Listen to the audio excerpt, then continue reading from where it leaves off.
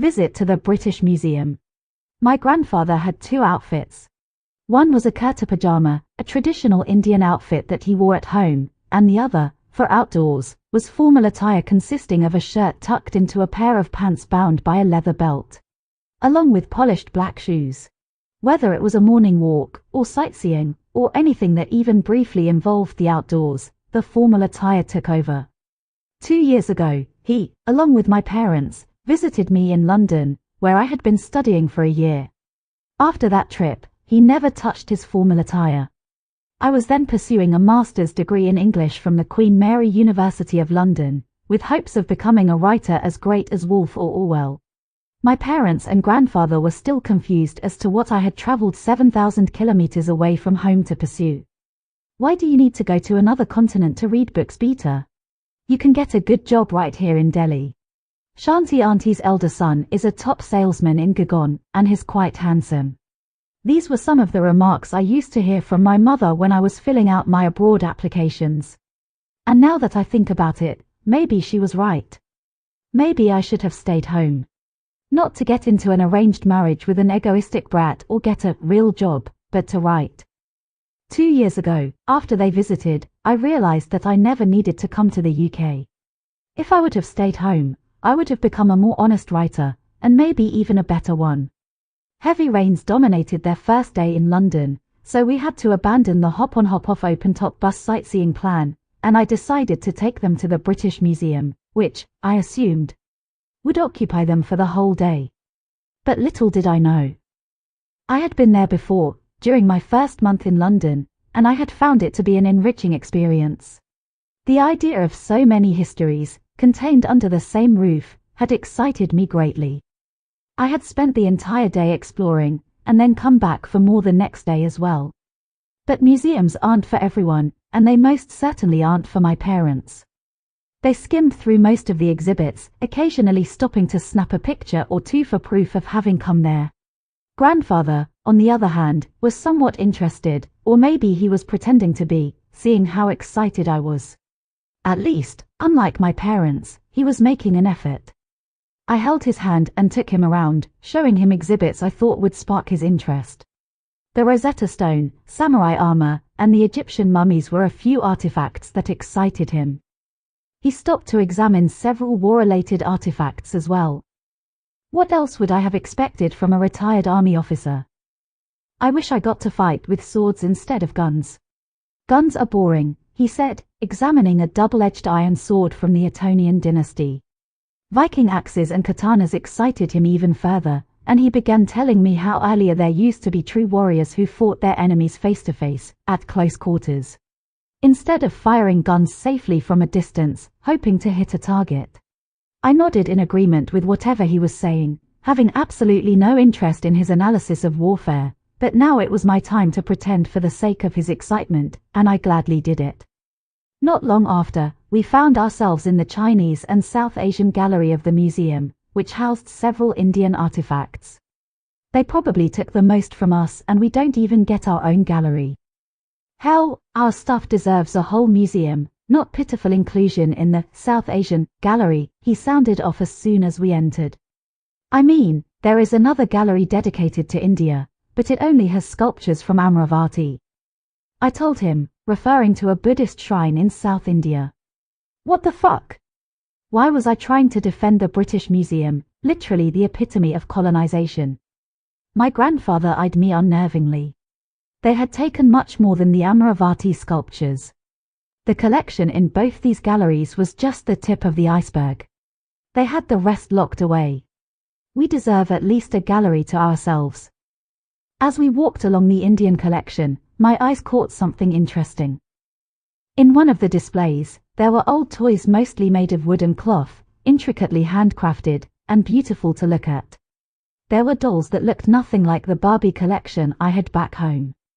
One, purely made of cloth, represented a Bengali upper-class woman dressed in a yellow sari.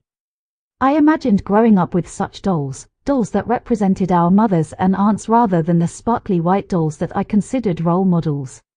My grandfather was taking his time with the Indian artifacts, examining each one closely. His weak eyes prevented him from being able to read the labels, so I was reading them aloud as we walked along. I showed him the dolls, and he seemed mildly excited, telling me how one of his aunts used to make such dolls for all the girls in the family. He told me how he secretly wanted to play with them, but it used to be taboo for boys to indulge in such activities. Let's go to a toy store later. I'll buy you all the dolls you want, I said excitedly. Shut up, he said, and walked away. I think he felt embarrassed about having revealed too much. It was the most vulnerable he had ever been with me. I was glad. We could build a doll house as well, I called from behind. He walked faster and quickly turned the corner. When I caught up with him, I found him staring at an exhibit. He seemed tense, his expression had changed. Something was amiss. Grandpa, I called out to him, reaching out for his hand. He took his hand away and pointed towards an artifact in the display ahead. His hand was shivering, his whole body was. The collection of old toys was continuing here, and he was pointing towards a spinning wooden top. Very ordinary looking, almost breaking apart, nothing that pleasing to look at. But for some reason, it was making my grandfather shiver. What about it, Grandpa? I said, putting my hand on his shivering arm. Are you okay? He remained silent, and I started to worry. Was he having some sort of stroke? Hey, I put my arm around his shoulder and tried to console him. It's okay, it's just some old toy. No, he said, whimpering. A tear fell from his eye, and I suggested that we go sit down. He wouldn't budge, and my efforts to move him were fatal. I stood there, lightly rubbing his shoulder, hoping he got over whatever this was. And then finally, after 2 whole minutes, in a shaky voice, he said, "Tha, that's mine. That's my top. My toy." I looked at the spinning top again. Its label said that it was acquired from somewhere in Karachi, Pakistan, back in the 1940s. No way. It says it's from Karachi, I said. I'm telling you, it's mine. More tears rolled down his cheek. Until the age of 8, my grandfather had resided in Karachi, a city in the state of Sindh, which was then a part of India. The partition changed everything. A British official drew a line on a map, and that line became a border, and we were divided, forever.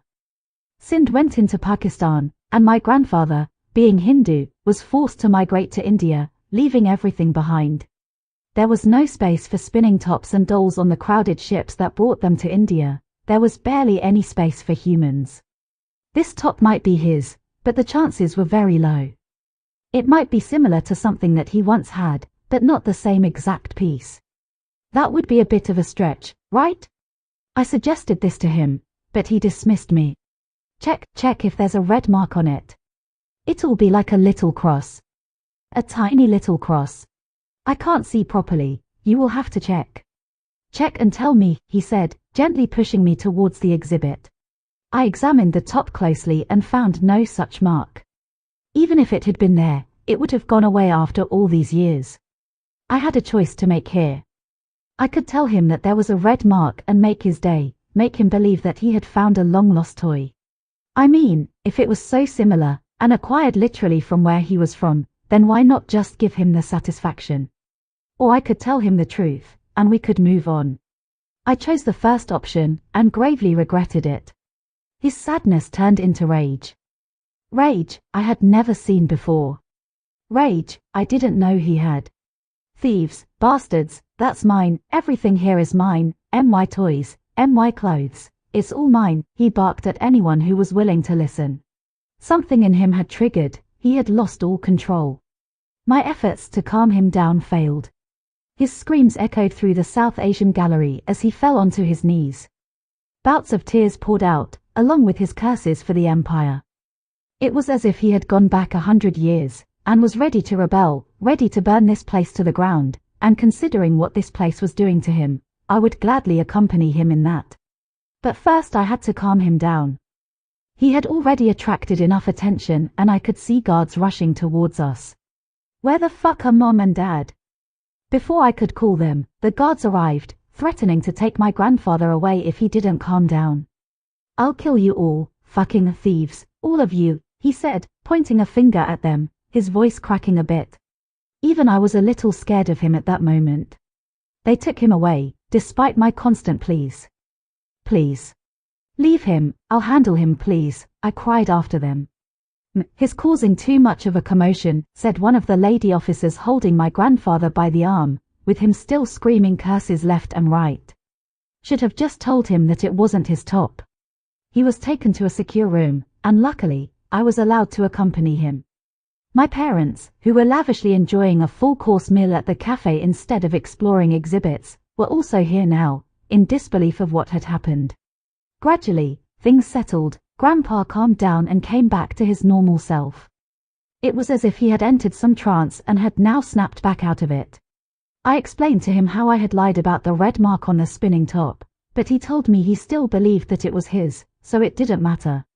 A few days later, he almost forgot about the whole incident. It was around this time that his memory started fading. I don't know if there was any connection with the incident. Their trip wasn't the same after that. I showed them a few more sights around the city, nothing even remotely related to the empire's rule over India, and then they returned home. And the following year, so did I.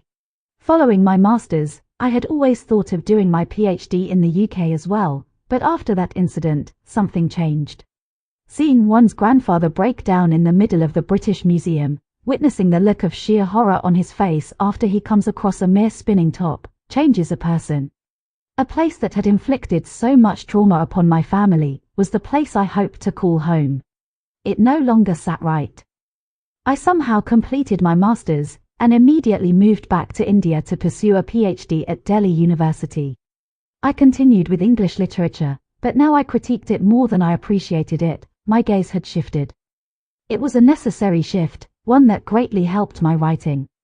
That look of horror on my grandfather's face remains ingrained in my brain, and all his rage, I hope to channel through my writing, because it is not just his. But the rage of generations, it is the rage of an entire civilization, waiting to be expressed, not with a katana or Viking axe or rifle, but with words.